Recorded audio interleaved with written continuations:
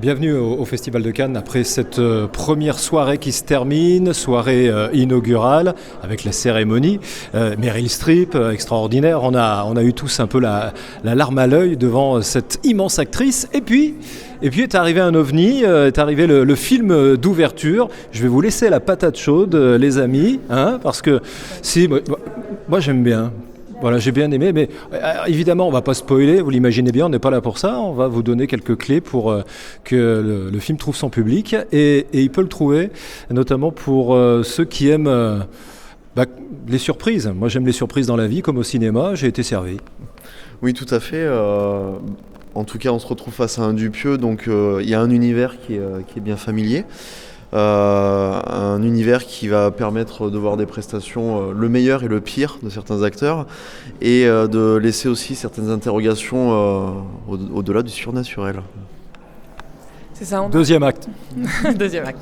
On a envie de dire qu'on sait où on va avec Dupieux, mais en fait c'est tout l'inverse. On sait exactement pas du tout où on va, et à chaque fois il arrive à nous amener à un endroit nouveau, et c'est toujours très surprenant. Et là il arrive encore à taper un grand coup. J'ai trouvé que c'était dans la continuité de Yannick, où il propose une réflexion sur l'art, sur la création, sur le rapport au public. C'est hyper difficile de ne pas spoiler ce film et de ne pas dévoiler le dispositif. Déjà en disant qu'il y a un dispositif, peut-être je m'avance trop, mais en tout cas c'est passionnant. Moi j'ai beaucoup ri. Je sais que peut-être Jérémy avait des petites...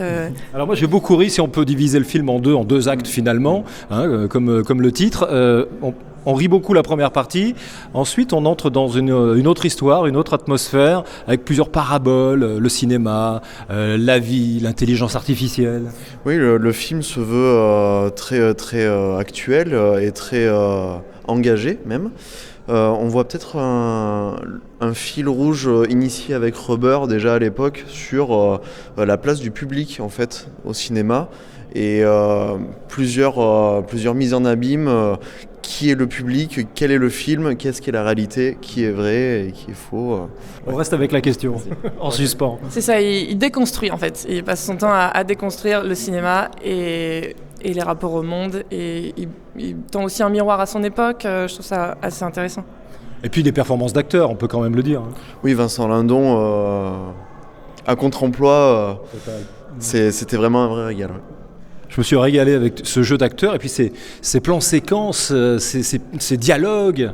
Et oui, finalement, il y a vraiment de la technique dans ce film. Il y a évidemment des performances d'acteurs multiples, même pour chaque acteur. C'est assez incroyable la palette qu'ils développent tous. Et on sent que Quentin Dupieux est assez fier de sa technique, de ce qu'il montre, de ce qu'il dévoile sans trop en dévoiler. Pas facile. Bon, en tout cas, allez le voir. C'est vrai qu'on comprend aussi que le film puisse désarçonner une certaine partie du public. Il est fait pour ça d'ailleurs.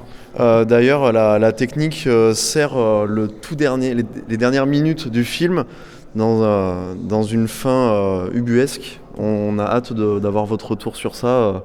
On a tous un peu notre petite idée, mais on attend de voir la vôtre. Ben voilà, vous pourrez laisser vos avis, ce que vous pensez du film. On n'a pas voulu trop en dire, mais faites-vous votre avis évidemment. C'est un Dupieux, donc attendez-vous à être surpris.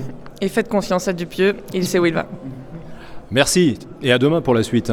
Festival de Cannes sur la radio du cinéma.